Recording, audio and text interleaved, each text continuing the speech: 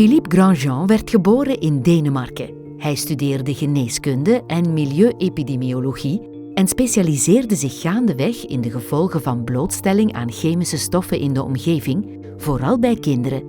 Vandaag is professor Grandjean verbonden aan de Zuid-Deense Universiteit, aan de École des Hautes Études en Santé Publique in Parijs en aan Harvard University.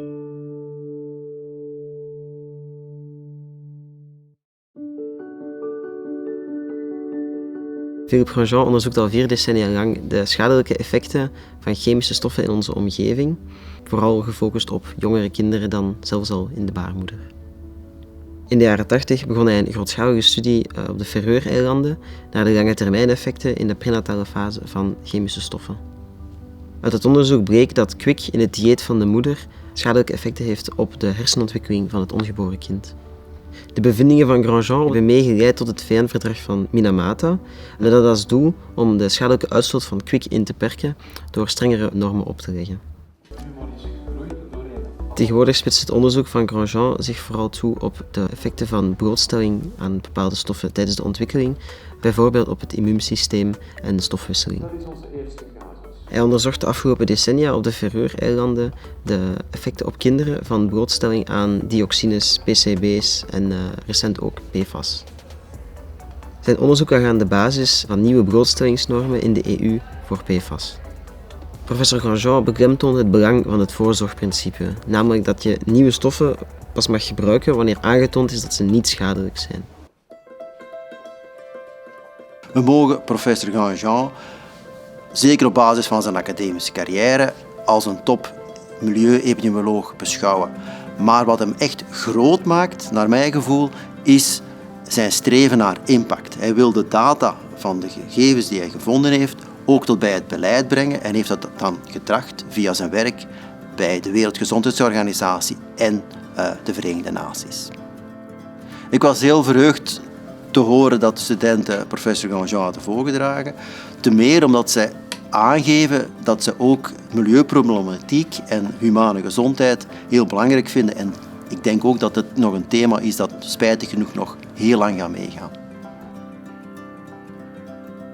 Onze generatie kan inspiratie putten uit iemand als professor Philippe Grandjean, omdat hij focust op de effecten van die chemische stoffen op de toekomstige generaties. Hij is dus heel toekomstgericht. Hij is ook heel geëngageerd. Hij wil werkelijke verbetering veroorzaken met zijn onderzoek. Hij behoudt zich niet zomaar tot een ivoren toren waar hij met zijn eigen papierwerk bezig is dat dan het licht niet ziet. Daarnaast heeft hij de afgelopen jaren ook de moed gehad om een visie te verkondigen die niet iedereen altijd even graag hoorde. Tot slot heeft hij altijd specifieke aandacht gehad voor de meest kwetsbaren in onze samenleving, bijvoorbeeld de kinderen, maar ook mensen in ontwikkelingslanden. Om al deze redenen, meneer de rector, verzoeken wij u op voordracht van de Academische Raad het eredoctoraat van de KU Leuven te verlenen aan professor Philippe Grandjean.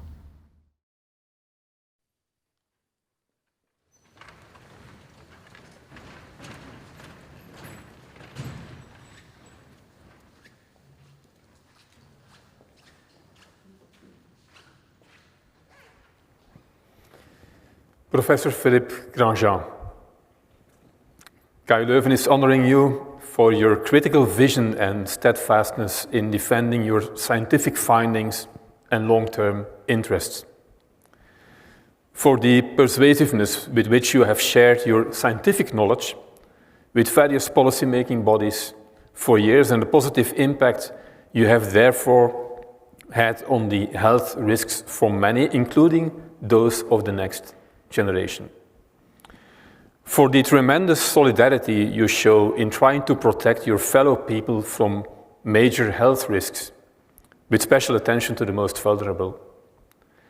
For the way you relentlessly continue to fight for a better and healthier world, tomorrow and even the day after. For the example and inspiration you are to our generation, who must provide for the future.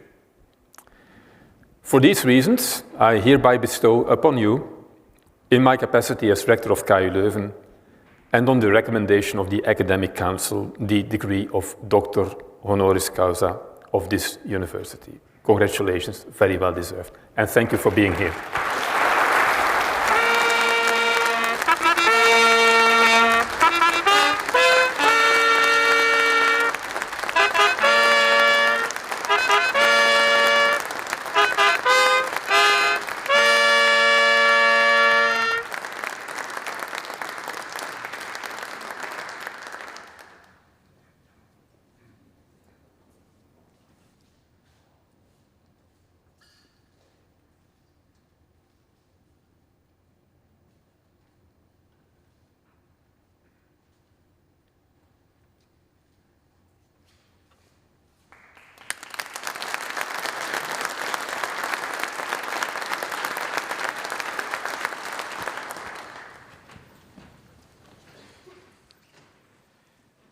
dear Rector Magnificus, Professor Luxels, I am tremendously grateful to you and your colleagues for having bestowed this honorary title upon me. I'm very grateful to you and the institution. It's a fantastic honor. I do want to emphasize that Pepin Nollet, I don't see Pepin. Okay, all right.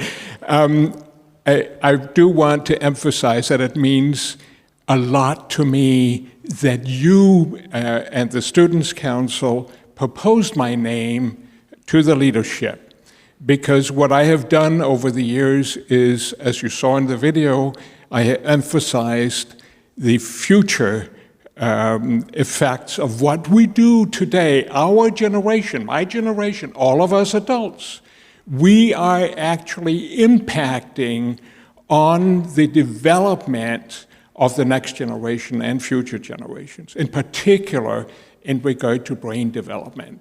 And in my mind, it's the most stupid thing that you can do when you've already created lots of disorder in the world. Just think of chemical pollution and climate change.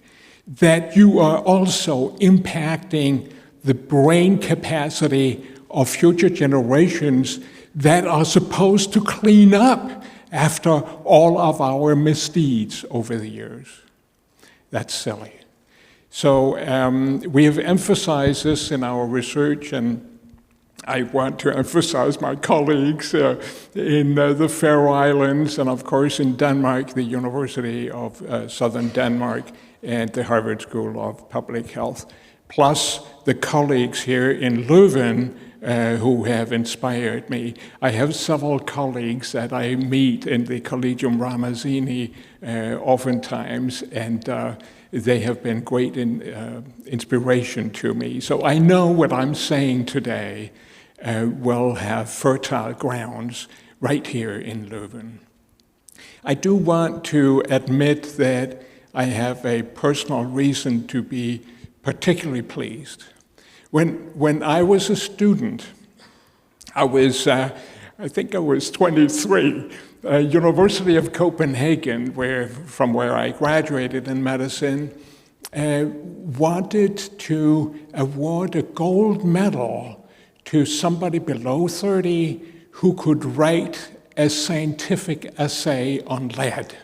Now, this was in the 1970s.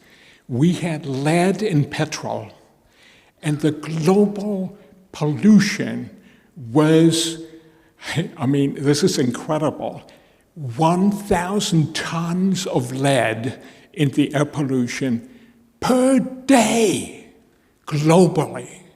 This was an invention from the 1920s that was thought of something that could further civilization and provide revenue to everybody in the world. And at the same time, we were polluting a whole generation of children's brains.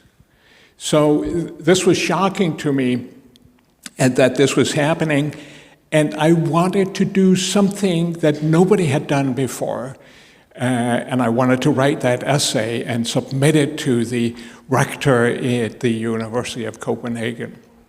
So I called the National Museum and I said, lead will accumulate in the bone tissue because lead phosphate is sparingly soluble. So some of the lead in your body is actually stored in the skeleton.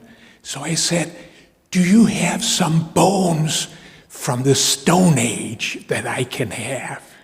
And they did. So I analyzed human bones, actually vertebrae, part of the backbone.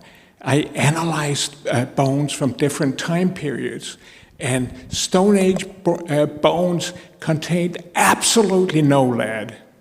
And for comparison, I, of course, got bone tissue from autopsies, and they were full of lead. So that's what I submitted to the rector when I was 23. Now, 2 elderly professors evaluated my essay.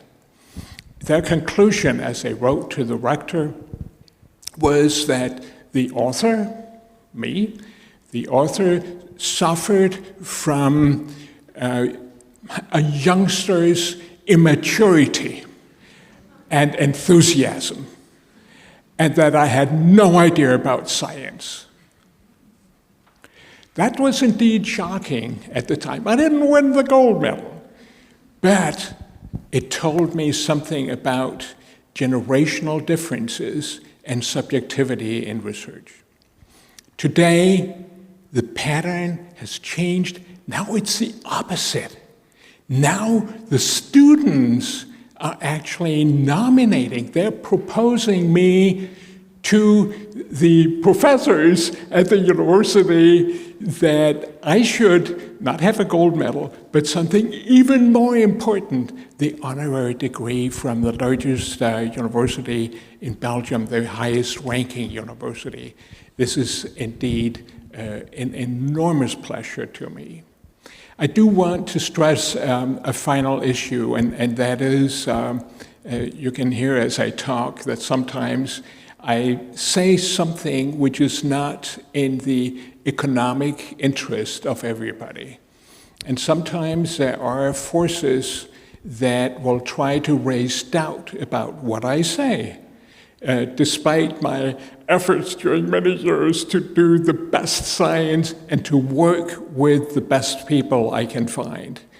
And those forces, and they are forces, are trying to depict me as some, if I may say so, youthful enthusiast. So they're siding with my 2 old professors from the University of Copenhagen.